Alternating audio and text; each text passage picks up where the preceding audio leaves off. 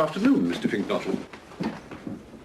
Mr. Wooster is not at home, sir, but perhaps I can get you some refreshments. No. I don't want to see Bertie anyway. Jeeves. Yes, sir? It's about this wedding of mine, Jeeves. I've got the most fateful problem. I can't sleep at night thinking about it. Most distressing, sir. I'm frightened of Sir Watkin Bassett, Jeeves. Your prospective father-in-law, sir? And his friend, Roderick Spode, the amateur dictator. Now, a week ago, I realized that I'd have to make a speech at the wedding breakfast. And that Roderick Spode and Sir Watkin Bassett would both be in the audience. Perhaps I can be of assistance, sir.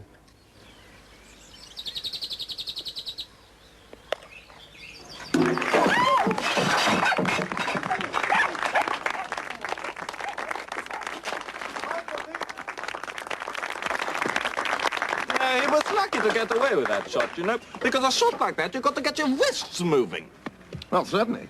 Yes. In fact, I'll show you in the notes later on, if you like. Your innings wasn't all that wonderful, Bertie.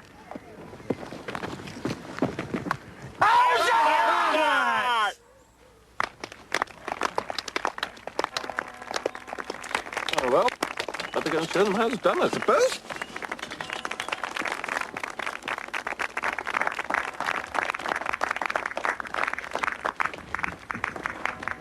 That wasn't out. Oh, yes, it was, Stiffy. Caught at the wicket.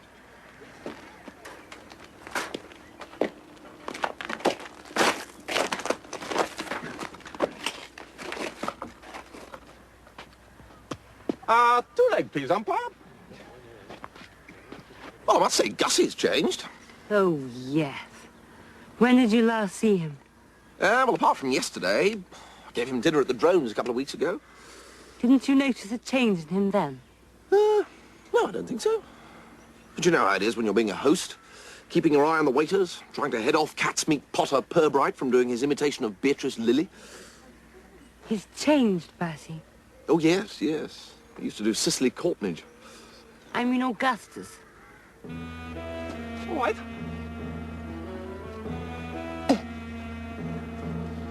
Right here.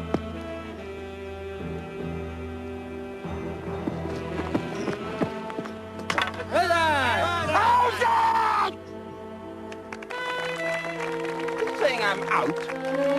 At birth, every citizen, as of right, will be issued with a British bicycle and an honest British-made umbrella, thus assured of a mobile workforce adequately protected against the elements.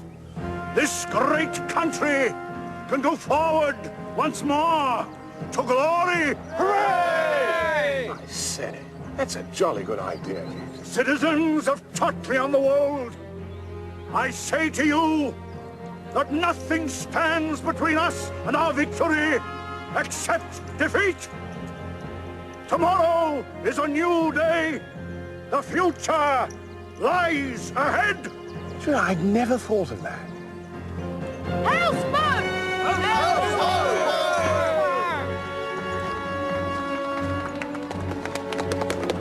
Yeah, that sort of thing really makes you think, doesn't it, Jeeves? Indeed it does, sir. Ah, Jeeves, glad to see you here. You're just the sort of person we need in the movement. The working masses. I hesitate to contradict you, Mr. Spode, but the working masses and I have barely a nodding acquaintanceship. Good afternoon.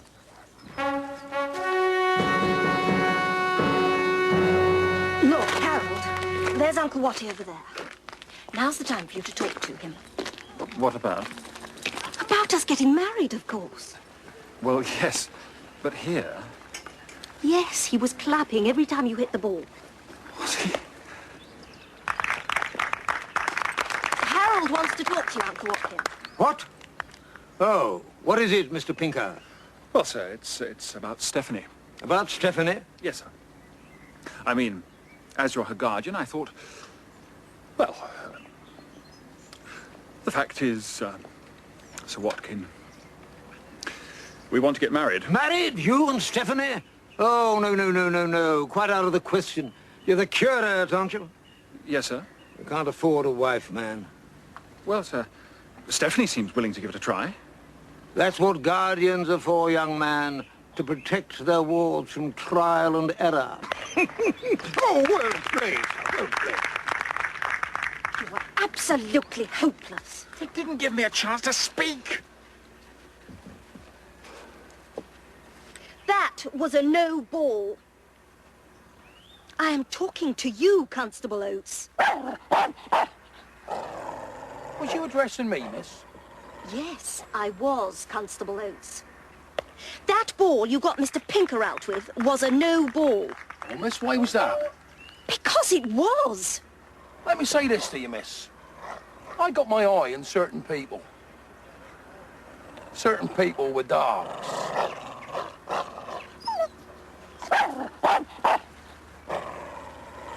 If you really loved me, you'd do something about that man. What do you mean, do something? Steal his helmet. He'd look a complete fool walking around the village without his helmet on. I can't go around stealing policemen's helmets. He insulted me. Oh, no, I don't think he meant any... If you can't even do a simple thing like stealing a policeman's helmet for me, well, then I agree with my uncle about you. You'll never be a bishop.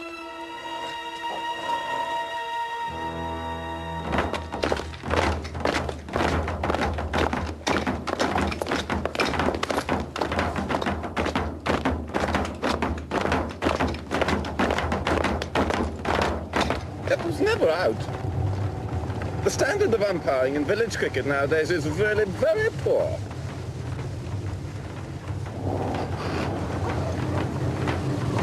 Stop the car, Bertie. Oi! Look here, Spurd, will you keep this rabble of yours out of the way of the traffic? How dare you? This highly trained force has far more right to the road than you. Don't talk rot, Spurd. I am not in the habit of talking rot. Well, I must say, you're doing dashed well for a beginner. Drive on, Bertie. Clear the road!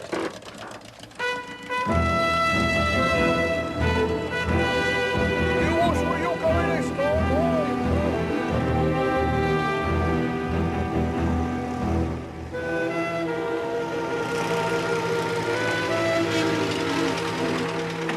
Gussie, I don't know how to put this, but you've changed.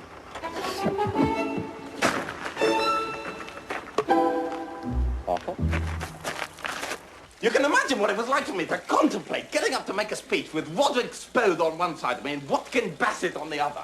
Well, Roderick Spode has loved Madeline since she was, well, so high. Oh, yes? Yeah, but he doesn't want to marry her, you see. He looks upon himself as a man of destiny and feels that marriage would interfere with his mission. What do you mean, his mission? Well, that fascist crew we saw just now. The black shorts. He's the founder. Anyway, yesterday, I placed my problem before Jeeves. That man is a marvel, Bertie. Oh? What did you advise, Jeeves? I approached the matter from a psychological angle, sir. It occurred to me that we do not fear those whom we despise. The tactic, therefore, is to cultivate a lofty contempt for those who are about to listen to one. Yes, but how? Quite simply, sir, one fills one's mind with scornful thoughts of them. One must never cease to remind oneself that we once saw...